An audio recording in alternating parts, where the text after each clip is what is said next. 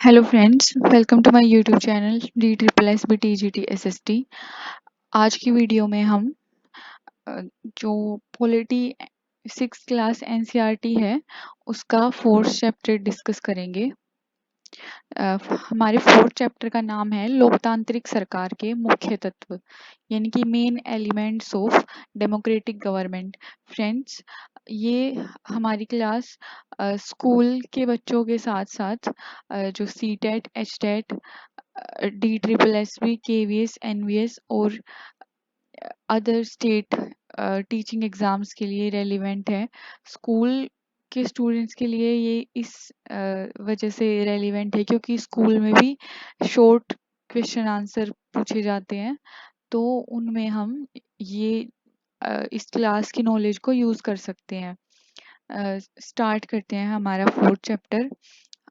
Friends, मैंने अपने notes points में एनसीईआरटी के जो चैप्टर्स हैं उनके इम्पोर्टेंट पॉइंट्स इन नोट्स में लिख रखे हैं, जो कि मैंने प्रीवियस ईयर क्वेश्चंस को एनालाइज करके अपने नोट्स बनाए हैं। और इस वीडियो के लास्ट में मैं आपको ये भी बताऊंगी कि किस टाइप के क्वेश्चंस, किस नेचर के क्वेश्चंस पूछे जा सकते हैं।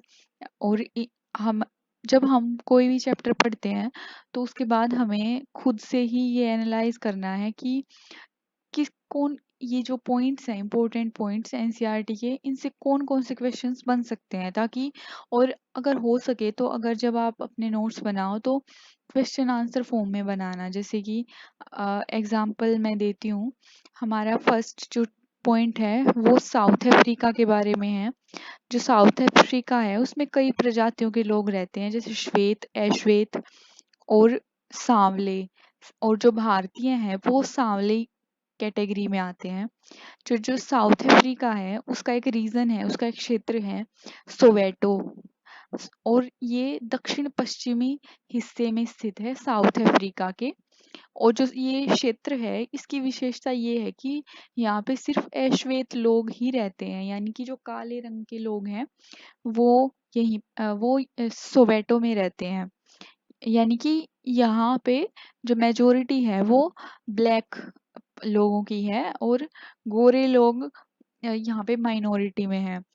फिर यहाँ के जो श्वेत लोग हैं, यानी कि जो साउथ अफ्रीका के जो गोरे लोग हैं वो अफ्रीकांस भाषा बोलते थे। और जो अश्वेत या ब्लैक लोग थे वो जुगलू भाषा बोलते थे। तो फ्रेंड्स, ये जो टॉपिक, ये जो पॉइंट्स हैं, इनसे किस किस टाइप के क्वेश्चंस बन सकते हैं। अभी देखो, जैसे फर्स्ट क्वेश्चन इससे बन सकता है कि जो सोवेटो है वो साउथ अफ्रीका के कौन से हिस्से में स्थित है।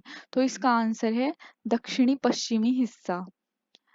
अब इससे सेकंड क्वेश्चन बन सकता है कि जो सोवेटो है उसकी क्या विशेषता है। यहाँ कौन सी स्किन कलर के लोग रहते हैं, या मेजोरिटी में है काले या गोरे लोग। तो यहाँ पे सोवेटो में जो अश्वेत लोग हैं वो रहते हैं। अब इससे नेक्स्ट क्वेश्चन बन सकता है कि जो श्वेत लोग हैं साउथ अफ्रीका के, वो कौन सी भाषा बोलते हैं। वो बोलते हैं अफ्रीकांस। और जो अश्वेत लोग हैं, यानी कि जो काले लोग हैं, वो बोलते हैं जुलू भाषा।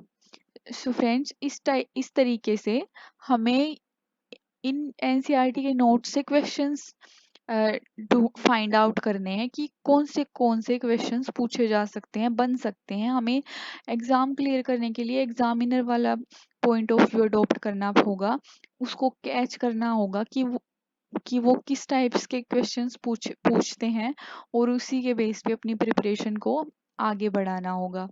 हमारा नेक्स्ट पॉइंट है कि जो पीटरसन हेक्टर एक ऐशवेत थे, उनको गोली मार दी गई थी 16 जून 1976 को। नेक्स्ट पॉइंट है, अफ्रीकी राष्ट्रीय कांग्रेस की स्थापना नेल्सन मंडेला ने की थी, और ये रंग भेद के खिलाफ संघर्ष किया था इन्होंने, नेल्सन मंडेला ने। अब इससे दो क्वेश्चंस बन सकते हैं। या तो ये पूछा जा सकता है कि अफ्रीकी राष्ट्रीय कांग्रेस की स्थापना किसने करी थी, या फिर क्वेश्चन पूछा जा सकता है कि नेल्सन मंडेला ने कौन सी पार्टी की स्थापना करी थी, जिसका आंसर है अफ्रीकी राष्ट्रीय कांग्रेस। अब नेक्स्ट पॉइंट है कि साउथ अफ्रीका है वो डेमोक्रेटिक कंट्री कब बनी थी। तो साउथ अफ्रीका डेमोक्रेटिक कंट्री बनी थी 1994 में, यानी कि 1994 में। नियमित चुनाव होने से लोगों का सरकार पर नियंत्रण बना रहता है। अब फ्रेंड्स, इन नोट्स में ये एक पेज के नोट्स हैं, इसमें 4 चैप्टर कंप्लीट है। इसमें कुछ फैक्ट्स हैं और कुछ कॉन्सेप्ट्स हैं। जैसे हमने फैक्ट पढ़ा कि साउथ अफ्रीका डेमोक्रेटिक कंट्री कब बनी, तो वो बनी थी 1994 में। अब ये जो पॉइंट लिख रखा है ये एक कॉन्सेप्ट है कि जो लोगों का सरकार पर नियंत्रण है, यानी कि पब्लिक कंट्रोल ऑन गवर्नमेंट, वो होता है नियमित चुनाव होने से, यानी कि रेगुलर इलेक्शन होने से। हमारा नेक्स्ट पॉइंट है, अब देखो ये पॉइंट्स हैं, इनमें से बहुत सारे क्वेश्चंस बन सकते हैं। जैसे जो कावेरी नदी है वो किन दो राज्यों के बीच में स्थित है, कर्नाटक और तमिलनाडु के बीच में। अब इससे नेक्स्ट क्वेश्चन है कि जो कर्नाटक है उसमें एक बांध है, कृष्णा राजा सागर बांध। अब ये पूछा जा सकता है कि कृष्णा राजा सागर बांध कौन से राज्य में स्थित है, तो वो है कर्नाटक में। अब एक बांध है मेटूर बांध, ये बांध है तमिलनाडु में। अब जो जो कृष्णा राजा सागर बांध जो कि कर्नाटक में है, ये कावेरी नदी के ऊपरी छोर पर स्थित है। और जो ये डैम है कृष्णा राजा सागर बांध, इससे बेंगलोर की पानी की ज़रूरतें पूरी होती हैं। अब ये क्वेश्चन बन सकता है कि बेंगलोर की पानी की ज़रूरतें कौन सी के से बांध या नदी से पूरी होती हैं, तो उसका आंसर है कृष्णा राजा सागर बांध और कावेरी नदी। अब देखिए, मैटूर बांध है वो कावेरी नदी के निचले छोर पर स्थित है। कावेरी नदी के ऊपरी ऊपरी छोर पर स्थित है कौन सा बांध, कृष्णा राजा सागर। और कावेरी नदी के निचले छोर पर स्थित है मैटूर बांध। अब जो मैटूर बांध जो कि तमिलनाडु में है, इसमें पानी तभी भरा जा सकता है जब कृष्णा राजा सागर बांध से पानी छोड़ा जाए। अब ये एक कॉन्सेप्ट है कि जो डेमोक्रेटिक गवर्नमेंट है वो न्याय और समानता के लिए प्रति वचनबद्ध होती है, डेमोक्रेटिक गवर्नमेंट। सो फ्रेंड्स, इस प्रकार हमने अपना 6th पॉलिटी एनसीईआरटी का 4th चैप्टर कंप्लीट किया एक पेज के नोट्स में। और हमने इसमें जो फैक्ट्स और कॉन्सेप्ट्स दोनों इंक्लूड हैं, जो पूछे जा सकते हैं, जो जिनसे क्वेश्चंस बन सकते हैं, वो डिस्कस किए। इस प्रकार हमें रिवीजन करने में आसानी होगी और हमें पूरी की पूरी एनसीईआरटी एग्जाम से जस्ट पहले उसको इतनी मोटी एनसीईआरटीज को वो पढ़ने की ज़रूरत नहीं पड़ेगी। हम सिर्फ अपने नोट्स को ही रिवाइज करेंगे एग्ज़ाम से पहले, जो कि ज़्यादा यूज़फुल होगा। अब हमारा नेक्स्ट चैप्टर है, 5th चैप्टर है हमारा पंचायती राज। अब पंचायती राज के में कुछ कॉन्सेप्ट्स हैं और कुछ फैक्ट्स हैं जो हम दोनों डिस्कस करेंगे इस क्लास में। जो ग्राम सभा है ये एक या एक से ज़्यादा गांव की हो सकती है। और ग्राम सभा पंचायत क्षेत्र में रहने वाले वयस्कों की सभा होती है। और वयस्क यानी अडल्ट, एडल्ट किसको बोला जाता है, जो 18 वर्ष या उससे ज्यादा का होता है उसको एडल्ट बोला जाता है। और इन एडल्ट्स की ही सभा होती है ग्राम सभा। और ये कैसे एडल्ट्स होते हैं, जिनको वोटिंग राइट प्राप्त होता है और जिसका नाम गांव की वोटर लिस्ट में शामिल होता है, वो एक ग्राम सभा का सदस्य होता है।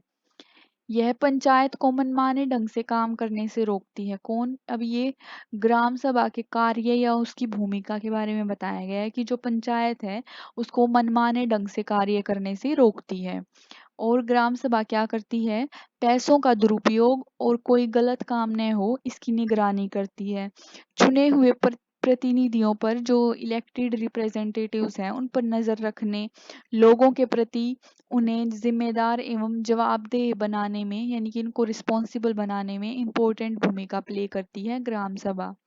अब नेक्स्ट कॉन्सेप्ट है कि एक ग्राम पंचायत कई वार्डों या छोटे क्षेत्रों में विभाजित होती है और प्रत्येक वार्ड का एक प्रतिनिधि होता है जिसको क्या बोलते हैं, वार्ड पंच। और ग्राम जो पंचायत है, ग्राम पंचायत का निर्माण वार्ड पंच और सरपंच दोनों मिलकर करते हैं। ग्राम पंचायत व ग्राम सभा का एक सचिव होता है और उस सचिव का चुनाव नहीं होता, बल्कि वो सरकार द्वारा नियुक्त किया जाता है। अब फ्रेंड्स, इस टाइप के कई क्वेश्चंस बनते हैं कि किसको तो सरकार द्वारा नियुक्त किया जाता है और किसका डायरेक्ट इलेक्शन होता है। अब जो सचिव है उसका क्या कार्य है, ग्राम सभा व ग्राम पंचायत की बैठक बुलाना और चर्चा व निर्णयों का रिकॉर्ड रखना। ये किसका कार्य है, सचिव यानी सेक्रेटरी का। अब फ्रेंड्स, एक एक ये फैक्ट है कि जल संवर्धन विकास कार्यक्रम यानी वाटरशेड, ये एक जल संवर्धन विकास कार्यक्रम चलाया गया था महाराष्ट्र में, और इसमें लोगों ने पेड़ लगाए थे, चेक डैम यानी छोटे बांध बनाए और टंकियां बनाई थी, और सरकार ने इसके लिए पैसे दिए थे। जो ग्राम पंचायत का मुख्य कार्य है वो गांव में विकास कार्यक्रम लागू करवाना है।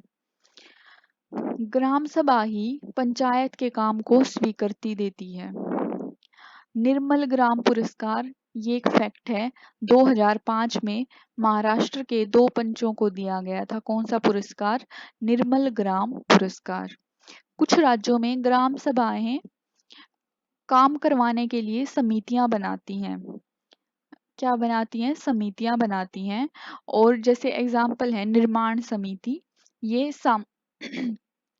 ये सामुदायिक केंद्र भवन का निर्माण करती हैं, ये इसका कार्य है।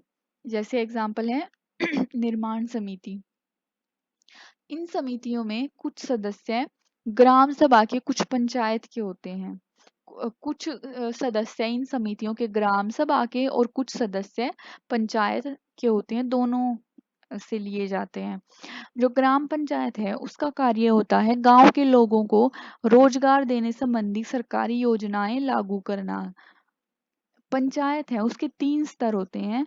ग्राम पंचायत, ये ग्राम सभा के प्रति जवाबदेह है और ये ग्राम सभा के लोग ही ग्राम पंचायत को चुनते हैं। अब ये क्वेश्चंस पूछा जा सकता है कि जो ग्राम पंचायत है वो किसके प्रति जवाबदेह है, तो वो है ग्राम सभा के प्रति जवाबदेह। जो सेकंड लेवल की ग्राम पंचायत है उसका उसके कई सारे नाम हैं, जैसे विकास खंड, जनपद पंचायत और पंचायत समिति। इसमें कई ग्राम पंचायतें होती हैं, यानी कि कई गांव की पंचायतें इस सेकंड लेवल में हो सकती हैं। थर्ड लेवल की पंचायत है जिला पंचायत या जिला परिषद, जिले के स्तर पर विकास योजनाएं बनाती हैं। पंचायत समिति यानी कि जो हमारी सेकंड लेवल की पंचायत है उसकी मदद से जिला परिषद सभी पंचायतों में आवंटित राशि के वितरण की व्यवस्था करती है, यानी कि जो बजट को एलोकेट किया जाता है यानी कि बांटा जाता है, उसको डिस्ट्रीब्यूट किया जाता है, उसकी व्यवस्था करती है जिला पंचायत। अब ये एक फैक्ट है कि जो हिंदू एक्ट 2005 है उसमें हिंदू परिवारों में बेटों बेटियों व उनकी माँ को जमीन में बराबर का हिस्सा मिलता है। फ्रेंड्स, हमने 5th चैप्टर कंप्लीट किया 2 पेजेस के नोट्स में, और जो 4th चैप्टर था वो 1 पेज के ही नोट्स में कंप्लीट हो गया था। अब हमारा 6th चैप्टर है गांव का प्रशासन। हर पुलिस थाने का एक कार्य क्षेत्र होता है और थानेदार की ये जिम्मेदारी होती है कि लोगों से घटना के बारे में पूछताछ करे, उस क्षेत्र में होने वाले क्राइम्स के बारे में। अब एक पोस्ट होती है पटवारी, उसके कई सारे नाम होते हैं, जैसे लेखपाल, कर्मचारी, ग्रामीण अधिकारी या कानूनगो। इसका कार्य होता है जमीन को मापना, उसका रिकॉर्ड रखना। जमीन का लेखा जोखा रखने वाले कर्मचारी या पटवारी, इनके पास जमीन नापने के अलग अलग तरीके होते हैं। और इसमें एक फैक्ट है कि एक टर्म है कि जरीब किसको बोला जाता है। जरीब एक लंबी लोहे की जंजीर होती है, इससे ये जमीन या खेत को नापते हैं। कौन, पटवारी। अब पटवारी है उसका क्या काम है, वो किसानों से भूमि कर यानी कि लैंड टैक्स इकट्ठा करता है। सरकार को अपने क्षेत्र में उगने वाली फसलों के बारे में जानकारी देता है रिकॉर्ड्स के आधार पर। किसान कई बार फसल बदल देते हैं, कुछ और उगाने लगते हैं, कहीं कहीं कोई कुआं खोद लेते हैं, तो इसका रिकॉर्ड रखता है राजस्व विभाग यानी कि रेवेन्यू डिपार्टमेंट। जमीन से जुड़े मामलों की व्यवस्था करने के लिए इन जिलों को छोटे खंडों में बांट दिया जाता है। जिले के उपखंड को क्या बोलते हैं? तहसील या तालुका।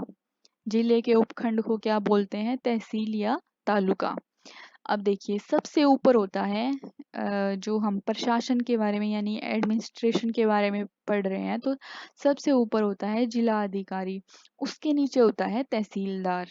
और जो तहसीलदार का कार्य है, जमीन से जुड़े मामले सुने जाते हैं तहसीलदार के द्वारा, और इसका कार्य है पटवारी के काम का निरीक्षण करना, रिकॉर्ड सही ढंग से रखे जाएं, राजस्व इकट्ठा होता रहे सही ढंग से, किसानों को अपनी रिकॉर्ड की कॉपी आसानी से मिले, स्टूडेंट्स को कास्ट सर्टिफिकेट जारी करना, ये सब कार्य होते हैं। फ्रेंड्स, हमारा 6 चैप्टर हुआ कंप्लीट। अब हम अपना स्टार्ट करते हैं 7th चैप्टर, जिसका नाम है नगर प्रशासन। नगर निगम का कार्य होता है सड़कों पर रोशनी की व्यवस्था करना, कूड़ा इकट्ठा करने, पानी की सुविधा उपलब्ध कराने, सड़कों व बाजारों की सफाई का कार्य, शहर में बीमारियां न फैले, स्कूल स्थापित करना व चलाना, अस्पताल चलाना। फ्रेंड्स, इसमें अस्पताल है वो गलत लिखा गया है, तो ये आप लोग करेक्ट कर सकते हैं। बाग बगीचों का रखरखाव करना, छोटे कस्बों में इसे बोलते हैं नगर पालिका और बड़े कस्बों में नगर निगम। ज्यादातर जो नगर ज्यादातर जो निगम पार्षद हैं, वही ये निर्णय लेते हैं कि अस्पताल या पार्क कहाँ बनेगा, तो इसका निर्णय लेते हैं निगम के पार्षद। शहर को अलग अलग वार्डों में बांटा जाता है, हर वार्ड से एक पार्षद का चुनाव होता है। फ्रेंड्स, हमने देखा कि गांव को जो वार्डों में बांटा जाता है उसका होता है पंच, और जो शहर का के वार्डों का जो मुख्य जो होता है उसको बोलते हैं पार्षद। सारे शहर को प्रभावित करने वाले नगर निगम के निर्णय पार्षदों के समूह के द्वारा लिए जाते हैं। कुछ पार्षद मिलकर समितियां बनाते हैं जो पानी कचरा जमा जमा करने में सड़कों पर रोशनी की व्यवस्था करती हैं। कौन करती है? ये समितियां। एक वार्ड के अंदर की समस्या के लिए पार्षद से संपर्क किया जाता है, और पार्षदों की समितियां व पार्षद विभिन्न मुद्दों पर निर्णय लेने का काम करते हैं, उन्हें लागू करने का काम करते हैं। जो निर्णय जो डिसीजन लेते हैं वो लेते हैं पार्षदों की समितियां व पार्षद, और उनके द्वारा डिसीजन लिए गए हैं जो उनको लागू करने का काम करते हैं आयुक्त व प्रशासनिक कर्मचारी। और जो पार्षद तो निर्वाचित होते हैं यानी कि उनका इलेक्शन होता है, लेकिन जो आयुक्त व प्रशासनिक कर्मचारी होते हैं इनका इलेक्शन नहीं होता, ये सरकार द्वारा नियुक्ति होती है। फ्रेंड्स, ये क्वेश्चंस बन सकते हैं कि किसकी सरकार द्वारा नियुक्ति की जाती है यानी कि अपॉइंट किया जाता है किसको, और किसको का डायरेक्ट इलेक्शन होता है यानी कि चुनाव होता है। जो पार्षद हैं वो होते हैं निर्वाचित। अब इसमें एक टर्म दी गई थी कि स्थानीय सफाई अभियंता को क्या बोलते हैं? इंजीनियर। ये एनसीईआरटी में लिखा हुआ था। सभी वार्डों के पार्षद मिलते हैं और सबकी सम्मिलित राय से एक बजट बनाया जाता है, उसी बजट के अनुसार पैसा खर्च किया जाता है। पार्षदों का प्रयास होता है कि उनके वार्ड की विशिष्ट जरूरतें परिषद के सामने रखी जा सकें, फिर ये निर्णय प्रशासनिक कर्मचारियों द्वारा क्रियान्वित किए जाते हैं। नगर निगम के पास पैसा टैक्स से आता है। टैक्स की डेफिनेशन दे रखी है इसमें कि टैक्स वह राशि है जो लोग सरकार द्वारा उपलब्ध कराई गई सुविधाओं के लिए सरकार को देते हैं। एग्जाम्पल है मनोरंजन कर यानी कि एंटरटेनमेंट टैक्स। अब जो संपत्ति कर है यानी कि प्रॉपर्टी टैक्स है, उससे केवल 25 से 30% पैसा ही निगम के पास आता है। और संपत्ति कर कौन देते हैं? जिनके पास संपत्ति होती है यानी कि अमीर लोग। शहर में काम को अलग अलग विभागों में बांटा जाता है। जैसे जल विभाग, कचरा जमा करने का विभाग, उद्यानों यानी पार्क, जो पार्क होते हैं उनकी देखभाल का विभाग, सड़क व्यवस्था का विभाग। 1994 में यानी कि 94 में सूरत शहर में भयंकर प्लेग फैला था और सूरत भारत के सबसे गंदे शहरों में से एक था, यानी कि साफ सफाई के मामले में सूरत एक बहुत गंदा शहर था। और जो ये क्वेश्चन देखो, आजकल एनवायरनमेंट के क्वेश्चंस भी पूछे जा रहे हैं ज्योग्राफी के साथ साथ, तो उसमें जो बीमारियां जैसे के बारे में भी क्वेश्चन आता है कि कौन सी बीमारी हवा से फैलती है, कौन सी जल से फैलती है, कौन सी मच्छरों से फैलती है। बहुत सारे बहुत सारे वायरस के बारे में, जैसे कोरोना वायरस के भी क्वेश्चंस पूछे जाते रहे हैं करंट से रिलेटेड। तो ये क्वेश्चन भी पूछा जा सकता है कि प्लेग है वो, उसके फैलने का माध्यम है हवा। चंडीगढ़ के बाद अब सूरत भारत के सबसे साफ शहरों में दूसरा स्थान रखता है। पहले तो ये सूरत बहुत गंदा शहर था, लेकिन अब इसमें इसकी कंडीशन में इम्प्रूवमेंट हुई है। अब ये फ्रेंड्स, ये जो फैक्ट एनसीईआरटी में दिया गया है इसको हमें अपडेट करने की ज़रूरत है। अब हो सकता है जो रैंकिंग, जो रिपोर्ट्स और जो डेटा आता है उसमें दूसरा स्थान किसी और शहर का हो, तो हमें ये अपडेट करने की ज़रूरत है। 2 अक्टूबर 2014 को स्वच्छ भारत मिशन का शुभारंभ किया गया था। कब? 2 अक्टूबर 2014 को। और ये मिशन था ग्रामीण और शहरी क्षेत्रों में सफाई को बढ़ावा देने के लिए। अब ये क्वेश्चन आ सकता है कि क्या स्वच्छ भारत मिशन सिर्फ गांव की सफाई को बढ़ावा देने के लिए है या सिर्फ शहरी क्षेत्रों में सफाई को बढ़ावा देने के लिए? तो इसका क्वेश्चन है ग्रामीण और शहरी दोनों स्थानों में सफाई को बढ़ावा देने के लिए 2 अक्टूबर 2014 को स्वच्छ भारत मिशन का शुभारंभ किया गया। फ्रेंड्स, इस प्रकार हमारा हमारा 7th चैप्टर हुआ कंप्लीट। अब हम आते हैं अपने 8th चैप्टर पे, जिसका नाम है ग्रामीण क्षेत्र में आजीविका।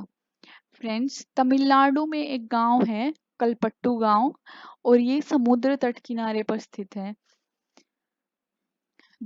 इसमें इस चैप्टर में इस गांव की केस स्टडी दी गई थी, इसलिए ये गांव का इसमें डिस्क्रिप्शन आया है कि कलपट्टू गांव तमिलनाडु में स्थित है।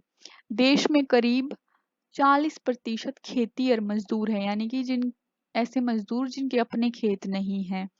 किसानों की विपदा का मुख्य कारण है वो है कर्ज, यानी कि लोन। भारत में लगभग 5 ग्रामीण परिवारों में से 2 परिवार खेती और मजदूरों के हैं। मध्य भारत के कुछ गांवों में खेती व जंगल की उपज आजीविका के इम्पोर्टेंट साधन है। क्या? खेती और जंगल की उपज। अच्छी फसल के लिए प्रकृति पर निर्भरता होती है। जीवन ऋतुओं के इर्द गिर्द ही चलता है। किनका? जो मध्य भारत के गांव हैं इसके बारे में बताया गया है। जो मॉनसून है वो मछलियों के प्रजनन का सही समय है, यानी कि जब मछलियों का प्रजनन यानी कि रिप्रोडक्शन होता है, ये मॉनसून में ज्यादा बेटर होता है। एक गांव है पुदुपेट गांव, इसमें मछली पकड़कर अपनी आजीविका चलाते हैं लोग। अब एक कुछ टर्मिनोलॉजी है, जैसे कि कैटामरैन। कैटामरैन ये मछुआरों की खास तरह की छोटी नाव है। कैटामरैन। नागालैंड की सीढ़ी नुमा खेती। नागालैंड का एक गांव है चिजामी गांव, फेक जिला, और चकेसंग समुदाय के लोग पहाड़ी की ढलाऊ जमीन को छोटे छोटे सपाट टुकड़ों में बांट देते हैं। उस जमीन को सीढ़ियों के रूप में बदल दिया जाता है, और अ, ये जो खेती है ये चावल की खेती के लिए बेस्ट है। क्या कि उसको टुकड़ों में बांट देना, पहाड़ी की ढलाऊ जमीन को। सो फ्रेंड्स, हम हमारे जो क्वेश्चन हैं वो आदिवासियों के या जनजातीय जो लोग होते हैं उनसे भी क्वेश्चंस बनते हैं, क्वेश्चंस पूछे गए हैं। तो ये इसमें गांव और जो ये जिला है ये नागालैंड का है, चिजामी गांव फेक जिला। और ये जैसे चकेसंग समुदाय है, तो इससे भी क्वेश्चंस पूछे जा सकते हैं। फ्रेंड्स, ये हमारा 8th चैप्टर कंप्लीट हुआ। 9th चैप्टर हम अपनी नेक्स्ट क्लास में डिस्कस करेंगे। फ्रेंड्स, मैंने अपनी क्लास में जो एनसीईआरटी की 6th क्लास की एनसीईआरटी है उसके में जो इम्पोर्टेंट कॉन्सेप्ट और फैक्ट्स हैं वो दोनों कवर करने की कोशिश करी है। दो ही टाइप के क्वेश्चंस पूछे जाते हैं, या तो फैक्ट या कॉन्सेप्ट। तो हमें दोनों चीज़ों की अंडरस्टैंडिंग बनानी ज़रूरी है, और जो फैक्ट्स हैं उनको हमें बार बार रिवाइज करना है ताकि वो एग्ज़ाम में उस टाइम पे हमें याद आ जाए। सो फ्रेंड्स, अगर आपको मेरी क्लास पसंद आती है और अगर आप के लिए यूज़फुल है तो मेरे चैनल को सब्सक्राइब करें, लाइक करें और कमेंट करके बताएं, अपना फीडबैक दें। Thank you so much. और आगे की वीडियोस पाने के लिए चैनल के साथ जुड़े रहें।